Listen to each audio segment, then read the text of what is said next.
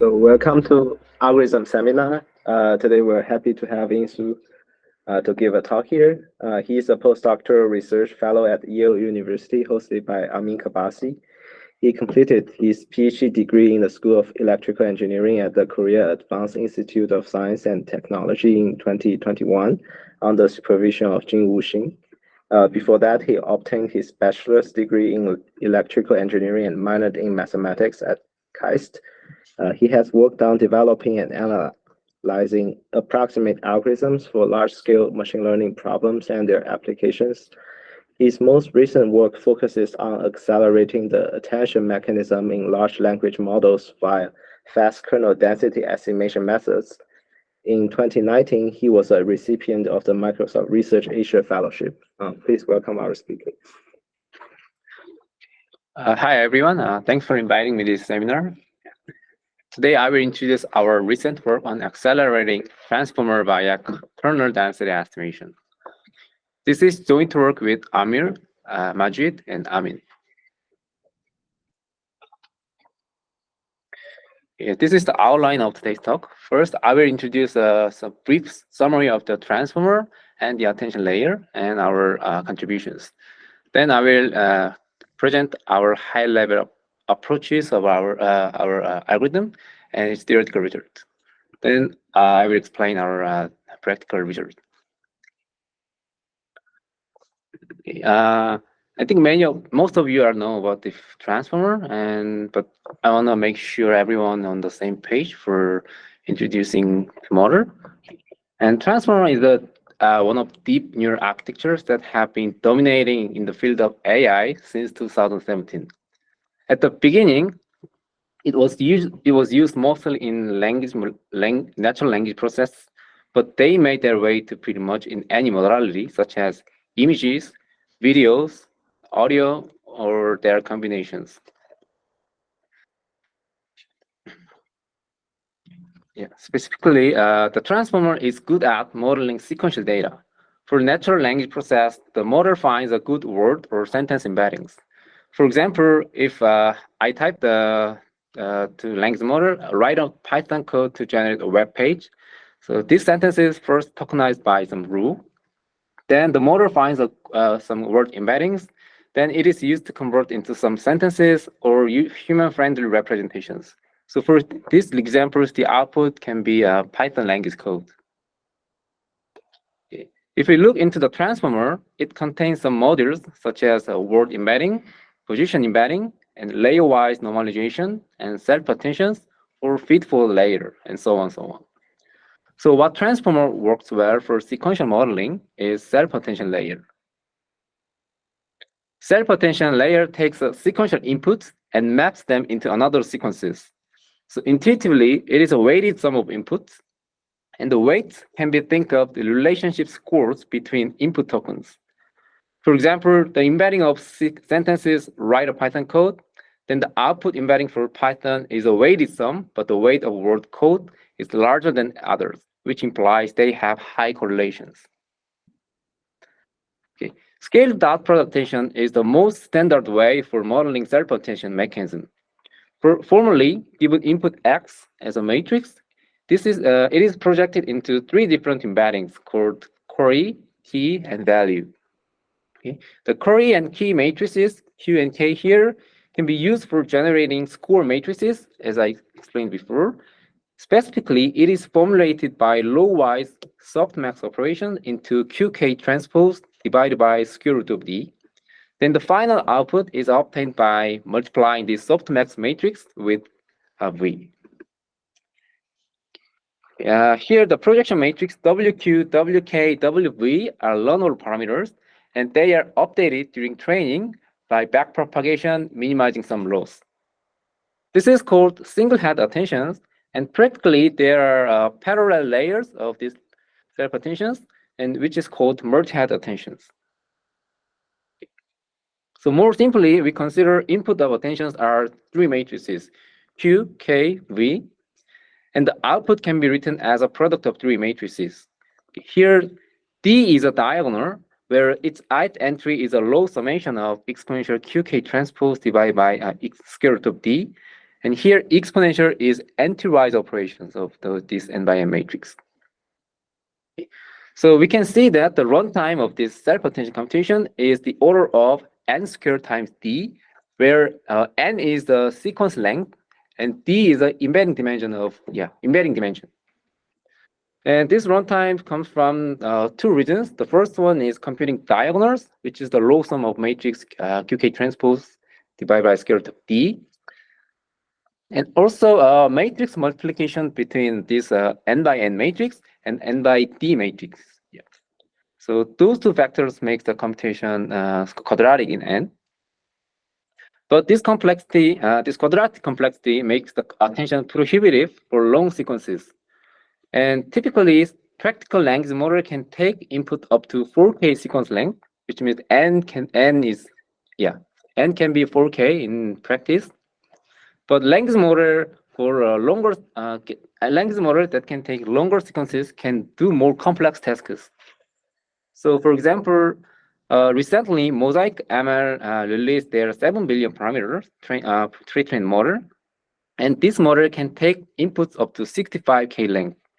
Okay. The interesting is that the model can read the whole book, which is the Great Gatsby, as input, and the model can understand the whole stories and the context and everything in the book.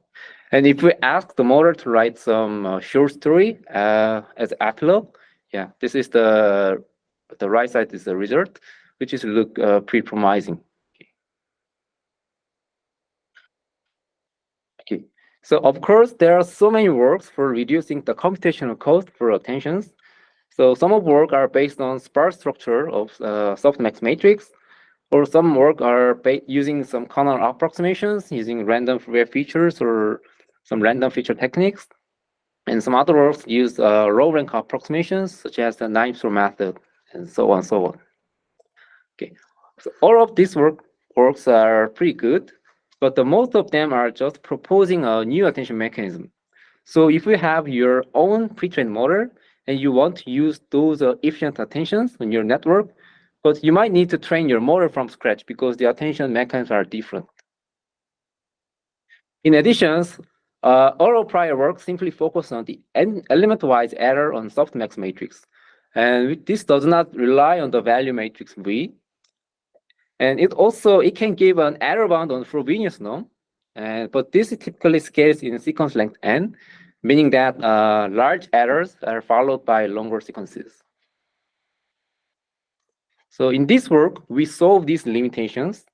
First, we develop a fast attention approximation algorithm using kernel density estimation, KDE. So our algorithm can run in sub-quadratic in the sequence length n. And in addition, we provide an end-to-end error bound in spectral norm. Okay. Here, the exact subsampling and our approximation in the difference of two values in operator norm is bounded by epsilon times operator norm in V. V is input. Okay. And basically, we make use of the state-of-the-art kernel density estimation algorithm as our subroutine. And the resulting algorithm runs in epsilon to the minus 2 times d times n to the power of 1.173. Again, n is the sequence length, and d is the embedding dimension, and epsilon is a trace parameter here. And any further progress on KDE can improve our method runtimes. If someone develop an efficient KDE algorithm, then that running in n to the power of 0.001, then our method can run in 1.0001. And in practice, our algorithm can be used for fast inference of pre-trained model without any fine-tuning or retraining.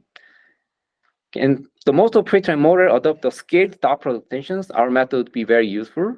And practically, we show our KDE attention provides much tighter error bound than other attention approximation algorithm, and it works quite successful on transformer-based image generation and classifications. Okay, this is a brief introduction on transformer, and I will explain our main result. Okay. First, let me briefly explain our high-level approach. Okay. So I want to record that the attention is a product of three matrices here, diagonal d to the minus 1 and exponential qk transpose and matrix V. Here I omit the scaling factor 1 over square root of d for the simplicity. And first, each entry in diagonal matrix D is indeed low summation of matrix qk transpose, and computing D requires n squared d times. And our first goal is to approximate this in sub-quadratic time in n. To approximate this efficiently, we first estimate D by observing that each entry can be converted into Gaussian kernel density estimation. So kernel density estimation is very simple estimation problems. Given n of data points, say q1 to qn, and also query vector k, they are all in d-dimensional space. And also consider kernel function f. Okay? Then the goal here is to estimate the average sum of kernel values between data points and the query value. So we can think the diagonal estimation as the Gaussian KDE problem by transforming Qi, Kj to Qi prime and Kj prime. And this is very simple transformations, which I will explain later. And yeah, the reason we consider Gaussian KDE, because there are so many fast and efficient algorithms for this one. So one of them was proposed by Charikar et al. 2020, and which is based on a locality sensitive rehashing algorithm. So using their result, we can find the approximation of D up to 1 plus minus epsilon relief error, where the runtime is strongly sub-quadratic in n. Okay. And in addition, this gives that the spectral norm bound if we replace the exact D with its approximation D tilde here. However, still multiplications exponential qk transpose with V requires quadratic time in n, because the former one is n by n matrix. Okay. For this, we turn to use approximate matrix multiplications by importance sampling. Okay. Consider the matrix multiplications of A, matrix A and V, which is green and red matrix here. So it is actually the summation of outer product between column vectors in A, row vectors in V. So for importance sampling, we pick some column and row indices with some probability, then reweight their outer product. Okay. For example, if we pick index 1, then we compute the outer product of the first column in A, first row in V, and divide it 1 over probability of choosing 1. So this is unbiased estimator, so we can repeat this multiple times by sampling some column indices independently. So if number of samples are less than n, less than number of columns and rows, then we can approximate this matrix multiplication more efficient than the exact one. But the problem is that if we choose a probability not as good, then the variance would be very large. But it is known that for small variance, the probability should be proportional to the sum of squared norm of column I and that of row I. So if the probability follows this quantity, then the importance sampling would give us the following error bound, and the required sample size m here is small enough. So if m is less than n, then we can say AMM works pretty well. However, the problem is that computing these probabilities or importances require n squared d time, which is actually exact runtime of the exact self-attention computations. But fortunately, we figured out these probabilities can be efficiently approximated by KDE algorithm. So yeah, we can estimate its the importances in sub-quadratic time. Okay, to summarize, we first estimate the diagonal matrix, which is a softmax normalization using efficient KDE algorithm. Then we use the approximate matrix multiplications, and this is also efficiently approximated by kernel density estimation algorithm. And both can provide spectral norm bound with epsilon relief error. So combining them, we can get a spectral norm bound of the end-to-end error bound. And algorithm runtime indeed depends on fast KDE algorithm, which eventually provides a sub-quadratic time that is epsilon power minus 2 times d times n to the 1.173. Yeah, this is a high-level approach of our method and our algorithm. And any questions so far? So usually importance sampling here gives Frobenius norm error for approximate matrix multiplication. You're getting operator norm error. Yeah, I think importance sampling in generally provides some Frobenius norm, but if we let's see. Oh yeah, importance sampling we use actually provides some operator norm bound, so we can utilize their result, this previous result, in our attention approximation. Are you assuming something about V, or how do you get operator norm instead of Frobenius norm? Yeah, I think we don't have any assumption on V. Here I missed to say about this. Unless the probability satisfies this lower bound, and the gamma here is a function of V and A. Yeah, so these are scaling vectors, and if the gamma is satisfies some conditions, then the approximate matrix multiplication is provide this result. Okay, thanks. With high probability. Okay. Yeah, thank you for asking questions.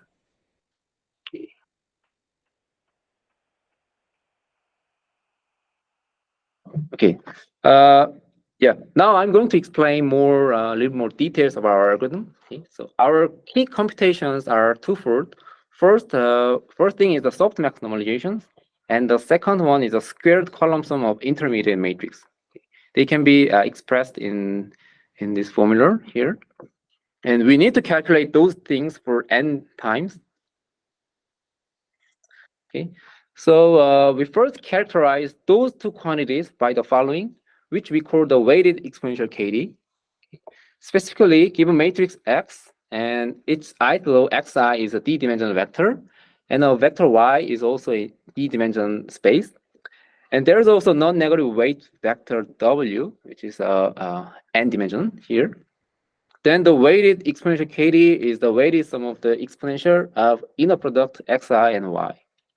So this is simply written as W inner product exponential of x product y, where exponential is anti-wise operation here.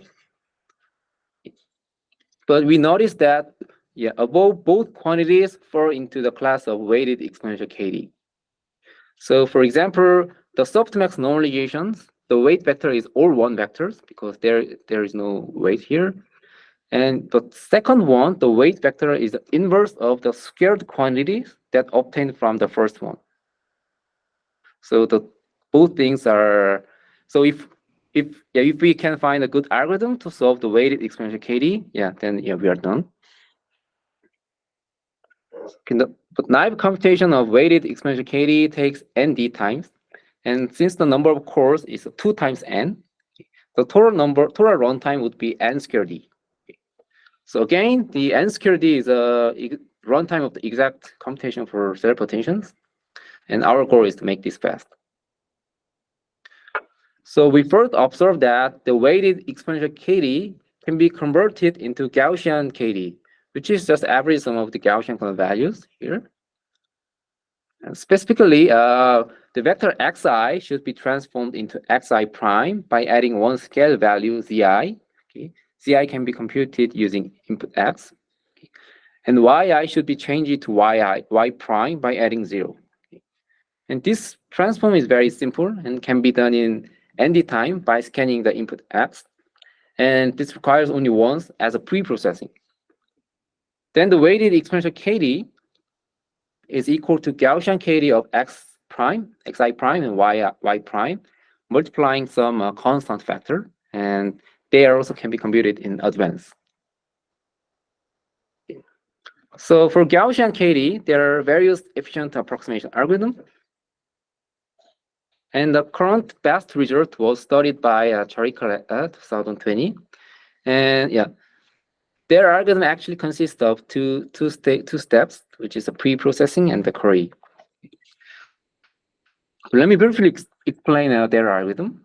First, let tau be a very small constant, such as 0.173 plus a small factor. And in pre-processing, we can build a data structure using input matrix X and some parameters epsilon and some value mu tilde. And those two parameters are in between 0 and 1. And if query vector y is given, then data structure can find its approximation with relative error 1 plus minus epsilon, but only if the ground truth values is larger than mu tilde. And the algorithm returns 0 otherwise. This means that mu tilde is a kind of lower bound of target value. Okay, so yeah, our lower bound is correct, then yeah, we have good approximation. But if not, the algorithm always returns 0. And the runtime of preprocessing is nd over epsilon square times mu tilde to the power tau, and the query time is n times smaller than the preprocessing time. And the preprocessing is independent y, so we can run this only once before we get query. And if the mu tilde is a 1 over n to the power of 1 plus a small constant, a small factor, then the query time is sublinear in n. Okay.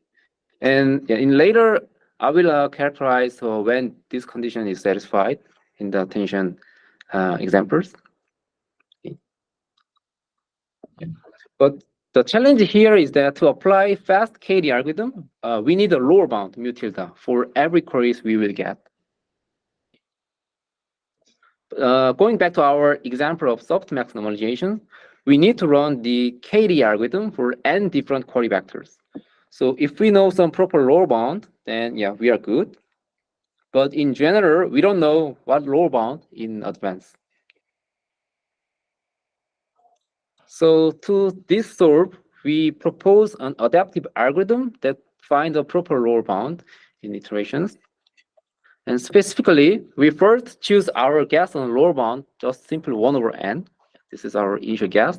Then we run the fast KDE algorithm with our current guess on lower bound. So, and we run the query process for n n different query yi. So if our guess is correct, our guess on lower bound is correct, then we get good approximations with 1 plus minus epsilon relative error. But if not, the algorithm returns 0. Okay. So then we collect some indices that our lower bound is incorrect by checking the output of a KDE algorithm equals to 0 or not. Then we make our lower bound, our guess on lower bound half, and try this again. Okay, so we repeat this t times, and the loop terminates. But after that, there still can be some indices that our guess is still failed.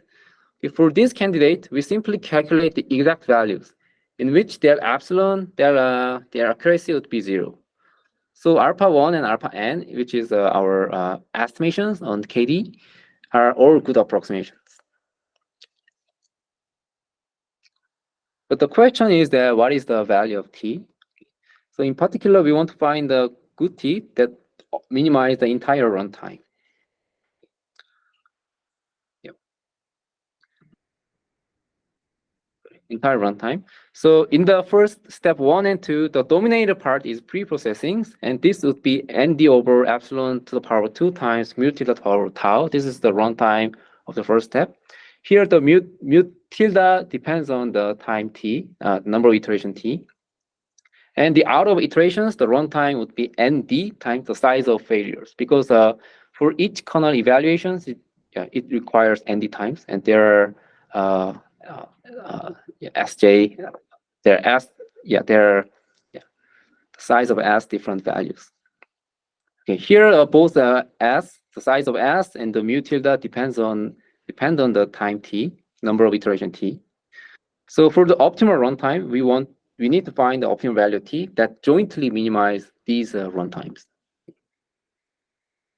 So yeah, we can formulate this result to find the 1 plus minus epsilon error bound with respect to c. Okay, so this weighted exponential KDE can guarantee our algorithm can guarantee of 1 plus minus epsilon of weighted exponential KDE, and the runtime would be ND times some quantity C. Okay. The quantity C meaning that the optimal balance between number of iterations and number of the remaining entries. So this quantity looks a bit complicated, but if we assume that the radius of inputs, meaning that the maximum squared altitude distance of any 2 points is bounded by squared log n factor, then this quantity is also bounded by n to the power of 0.173. And as a result, the total runtime will be epsilon to the power of -2 times d times n to the power of 1.173, which is strongly sub-quadratic. Okay, let me summarize our algorithm in 1 page. Okay, so we first estimate softmax normalizations for n lows using adaptive KDE algorithm. This is the diagonal estimation. Okay. Then using this approximation, we estimate importance scores for approximate matrix multiplication. And we randomly sample columns lows with these probability distributions. Okay. The final approximation would be product of diagonal matrix times n by m times m by d matrices, where m is the number of column samples, and this is very smaller than n. Okay. This is the overview of our algorithm. And for theoretical guarantee, if we choose the number of samples m this much, this much. Here, SR is the stable rank defined by the squared Frobenius norm divided by squared operator norm, and this is always bounded by, upper bounded by the algebraic rank. Then our algorithm can guarantee epsilon relief error on spectral norm. In addition, the runtime would be m plus nd times some quantities c. But again, if the radius of data set is scaled by log n, then this quantity is sublinear in n, which is n to the power of 0.173. Then the total runtime would be strongly subquadratic, n to the 1.173. Okay. So yeah, this is our algorithm and theoretical result. 1 page. Okay. Any questions so far? So if the stable rank happens to be large, you still, I mean, is it much better when the stable rank is small? Yeah. So stable rank is just input determined by input. So in practically, we actually do some heuristics that stable rank to be small. So I will explain in next chapters. Yeah, but yeah, if stable rank is large, we need more samples. But yeah, stable rank is bounded by n here. Okay, like I said, the question, like in the worst case, like if the stable rank is the same as the rank, do you still get an interesting approximation? Yeah, right. Yeah. Or do you get something in that case, or is it? We don't do some more deeper analyze on stable rank. Yeah, you're right. So if stable rank is if the rank of the attention matrix is not large, our approximation would be much effective. Yeah. Okay. Yeah. I think that is one only message for here. Yeah, for theoretical sets. Okay. Yeah, but in our heuristic, we actually do some tricks to make this stable rank smaller. Yeah, but yeah, I'm going to explain in the later sections. Okay. Yeah, thanks for very good questions. Yeah. Okay, so let me explain our practical result. Okay. So in practice, we actually use some heuristic algorithm that is inspired by our theory. So I want to remind that our algorithm runtime depends on the stable rank of attention matrix. So this comes from approximate matrix multiplications. So yeah. So for efficient approximation, the attention matrix should have small stable rank. But to restrict this, we split the attention matrix into 2 parts. The first one contains some large values, but quite sparse. due to sparsity, multiplying this with matrix V will be very fast. In the residual part, since there is no large entries, so its Frobenius norm becomes smaller, and we expect that its stable rank is also smaller. Yeah, it's our conjecture that the Frobenius norm decay much faster than operator norm. So the residual part would have a small stable rank, and we apply approximate matrix multiplication only to the residual part, the right side here. Okay. Yep. And the way we find the sparse and peak value matrix, we make use of a locality sensitive hashing. So locality sensitive hashing is, in a high level, the closer points are more likely to assign the same bucket. Okay, so if the 2 points distance are small, they will be assigned the same bucket in high probability. So we first compute the bucket IDs for all queries and keys, then sort them by their hash IDs. So by doing so, closer queries and keys are same buckets, and this makes the near diagonal entries to be permutate attentions is large. So large values are located in near diagonal. Then we only take the block diagonal part of these permutative matrices. So if the block size is equal to B, then the runtime would be ND times B. And since all blocks are the same size, B here, this can be computed in parallel, and so it can be accelerated by GPU or CPU devices by simply reshaping and sorting query and key values. And yeah, so for after extracting the sparse and high peak value attention matrix, there's a residual part, and we empirically observe that our heuristics make its stable rank reduce pretty much. Here we plot the singular values of original attention matrix and its residual part after extracting the peak and sparse and peak value matrix on embedding globe and vision transformer data set.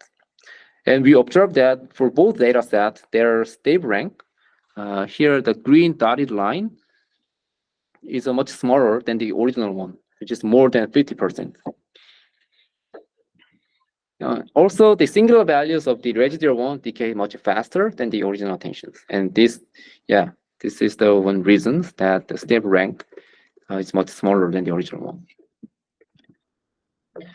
Yeah, this is our heuristic implementations that is inspired our theory.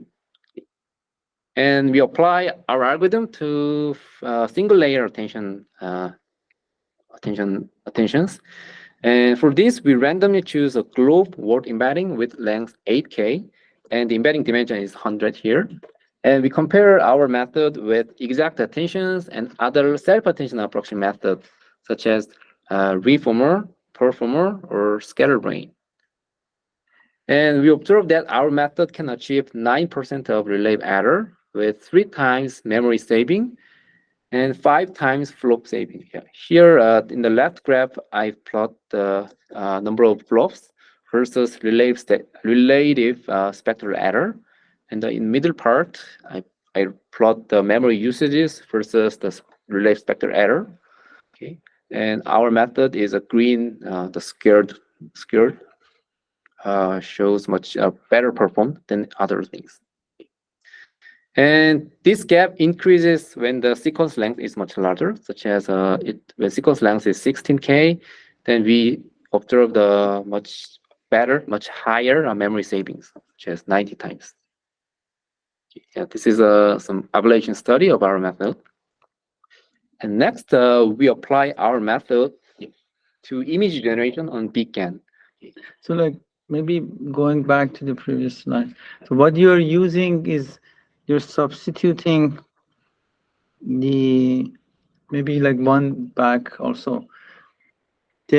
What you're implementing is not the algorithm that has provable improved guarantee. Yeah, we are actually matching the exact on our algorithm. Here's the practical algorithm and the theory.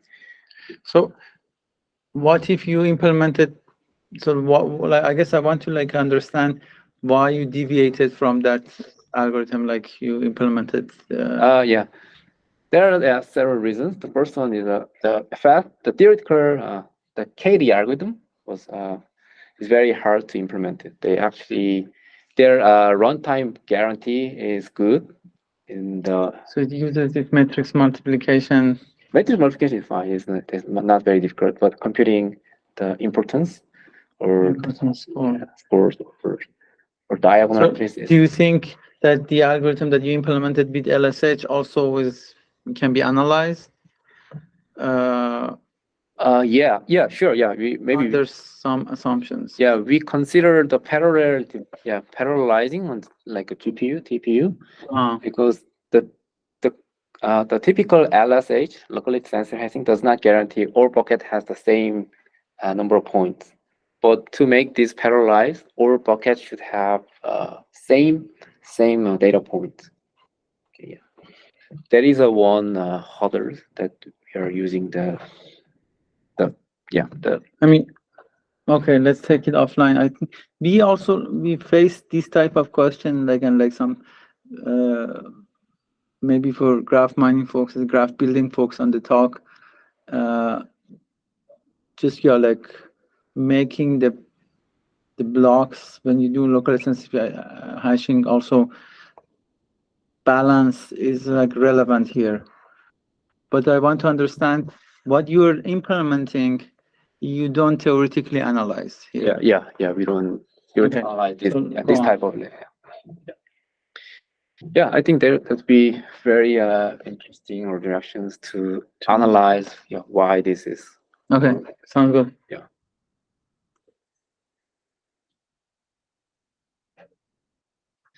Yeah. So the second applications is that the beacon image generation. So beacon.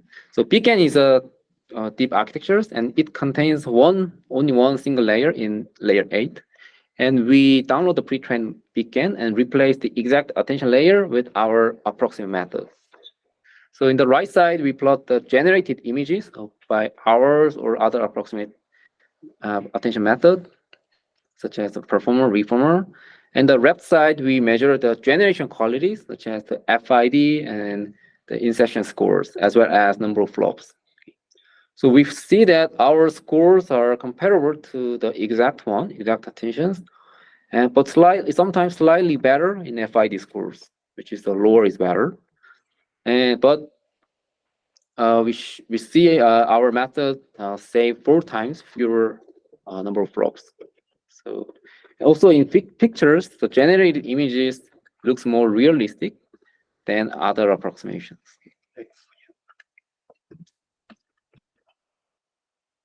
And yes, we also apply our method to vision transformer and run ImageNet classifications and measure the top 1 test accuracy. The vision transformer actually contains token-to-token module and the vision transformer backbone. The main computation bottleneck comes from in T2T model, which contains 2 attention layers, and its sequential length is 3K and 784. So the main computation comes from the first attention layer. But we replace those 2 attentions with our approximation as well as other self-attention approximation. And as a result, our method achieved the second best top 1 test accuracy.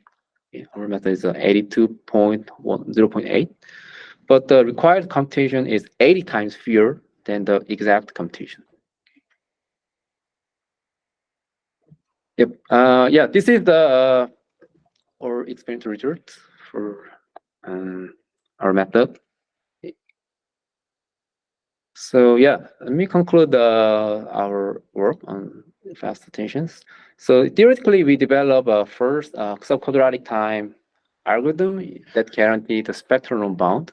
So our method, our method can provide error bound end-to-end attention output in spectral room. And since our method is based on the efficient Gaussian KDE algorithm, any further development will improve our method runtime. And practically, we apply our method to pre-trained transformer, and our method shows a better generation quality and when you use to beacon image generations. And we have actually observed some promising result on ImageNet classification with T2T and VIT model. So although I did not put some results in today's slide, we actually performs better or some promising result when our method is applied to language model for training language model, training a transformer for language models. Yeah, this will be updated in our draft too. Okay. Yeah, maybe it's good to introduce the brief of our future work. Okay. So in this work, we actually focus on developing fast approximation for cell potential layer. This is the only one layer in the transformer, but in practical, there's another big computation bottleneck, which is in the feed-forward layer. So because the embedding dimension is sometimes actually larger than the sequence length. So for example, one of the open source language model called Llama, they can take the input up to 2K, but the embedding dimension is 4K, which is larger than N. Okay, so to make this lighter, so we are trying to find a some good network which does not require matrix multiplication. So our direction is start from the infinite width feed-forward layer is actually equals to regressions with zero tangent kernel, and we actually find a good way to approximate this NTK NTK matrix based on the sketching algorithm. So we are trying to redesign the network based on the sketching operations, which does not require any matrix multiplication, but also just needs a fast Fourier transform or something like similar operations. Okay. So this is one of our ongoing directions that makes computation in transformer much efficient. Okay, yeah. Okay, yeah. This is all for all things I prepared today. Yeah. Thank you. Thank you for your attention.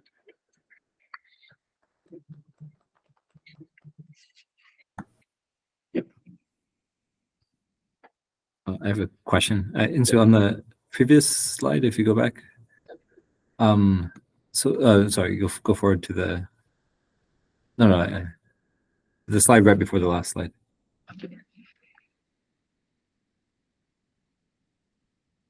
Yeah. So okay. So my understanding is the way that you're avoiding a lot of hardness results in this area is through stable rank. Is that correct? Or Yeah. We did not calculate think of the step rank. We just make step rank smaller by doing some heuristics. Okay. And That is if correct. you, So just to Okay. get back to David, the only it is we present the results based on the stable rank, and once the stable rank is low, then you get computational benefits. And in order to make the stable rank small, then we massage the input. That's all we do. So yeah. You don't make the you don't make a stable rank assumption on the input.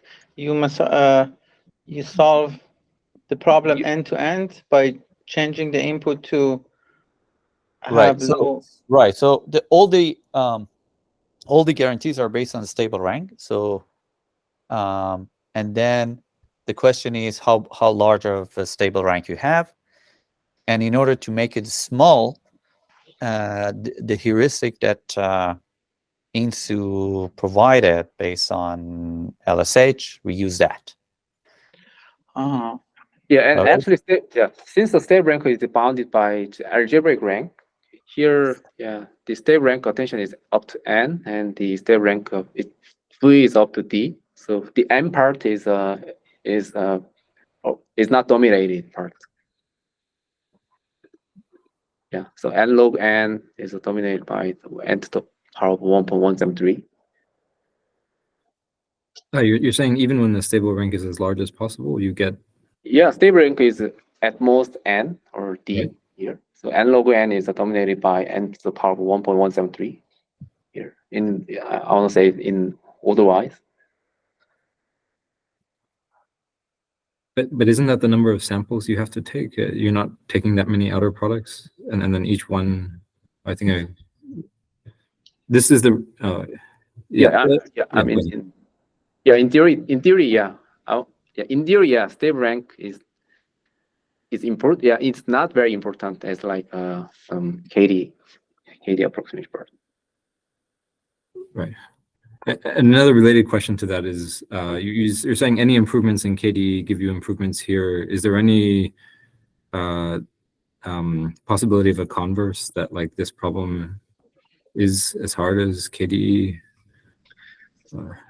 Yeah, that's very good question. So we do not think of very deep in the KDE.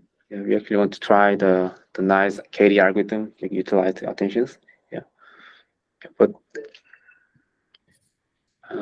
yeah, I think with some assumptions. Yeah, I don't know yet. I don't know yet so far for now. Yeah. I think there was a follow-up paper that they tried to come up with some hardness assumptions showing that the entries should be bounded or something like that. So there is a follow-up to ours that they're trying. I think they showed that attention mechanism in the worst case cannot be approximated better than something. Yeah, I think that's the Alman Song paper, right? Like, Yeah. So they show you need quadratic time if the entries are not bounded in the worst case. Yep. And like, what's the assumption? What's the computational assumption for that hardness result? Is it information theoretic or what? no, I think it's probably the usual orthogonal vectors or some. Does anyone know? I mean, it's like the hardness and P type assumptions. Okay. Yeah. It's not information theoretic. Yeah. So like their hardness would have large stable rank. Is that right? Like if you. We practically if the stable rank is large, if let's say full length, then we solve the practically we need a lot of number of samples for approximate multiplications. So there is also like this line of work, LoRa, like low rank. How do you put this? So do they make an assumption that if the structure of the layers is low rank, then you can use LoRa and improve? Is this like a similar? Yeah, I think that LoRa. Like you have like that's your assumption is a stable rank is low. I think LoRa is very good evidence to use the low rank approximation. Since our method, at the end of the day, our method is some low rank structure but low rank is sampling some columns randomly. So like, is this we can sell this as a theoretical analysis of LoRa already? There are some overlap between LoRa, but the other can you compare with LoRa? Yeah, we can. Yeah, LoRa. I think LoRa is based on fine tuning from layer to find a good approximation, but we don't do any fine tuning here. Yeah, that's the thing. Like, I think the main thing, the main selling point is that you have to retrain for all of these approximation methods or fine tune at the end. We don't do any of those things. We just change the module. I see. So like that's post processing. This is happening while training. But we can use this for training as well. But so I see. So if you want to use LoRa, you have to do the training with LoRa. Okay. But here we are saying that you give me your language model. You have trained all the weights. You don't want to do any. You don't want to retrain or fine tune. This is. I'm going to just change the self attention with the approximate self attention, and then you get 5 times speed up or 20 times speed up at inference time. So this is for inference. Okay, yeah. So this is for inference. Now we are working on using exactly the same idea for training time. We have very small experiments for training. It's not conclusive at this point, so we did not include them. And so I have a quick question. Yep. First, it's a great talk. Thank you. So from a practical perspective, how would you choose epsilon? Do you have to tune over it? Yeah, so we don't actually choose the epsilon. We just choose the m values, which is the 1/10 of the number of sequence length. Okay. So, yeah. And do you think this this choice has to be generally tuned, or like it works over everything you tried? From my experiences, for larger m always give a better result. Mhm. Yeah, but it is a trade-off between time and how performance drop. So Yeah. typically we use the 1/8 or 1/4 of the entire sequence length. Yeah, but you don't need a large values at like some sequence length here. Got it. Thanks. Yeah, thanks for that question. So this trick with, I mean, you could also apply to other kernels, right? Or I mean, other activation functions here. Yeah. So actually, there are nice KDE algorithm for other kernel values. So that algorithm can be utilized for, if not like softmax kernels, like some polynomial kernels or some other kernels, then you can use that same framework. Did you try any of that empirically, and does it help at all? Yeah, you don't try that because the most of pre-trained model just adopt the self-attention dot product, this same mechanism.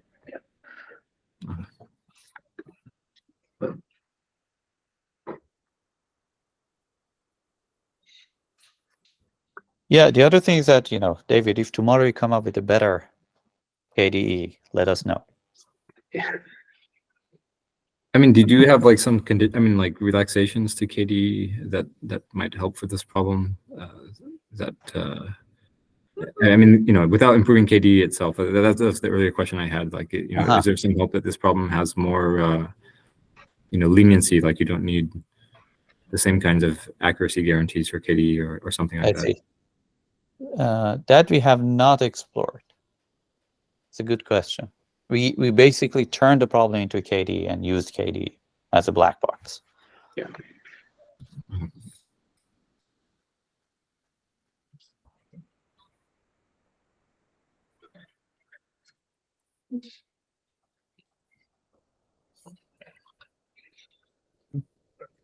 No other questions. I think speaking.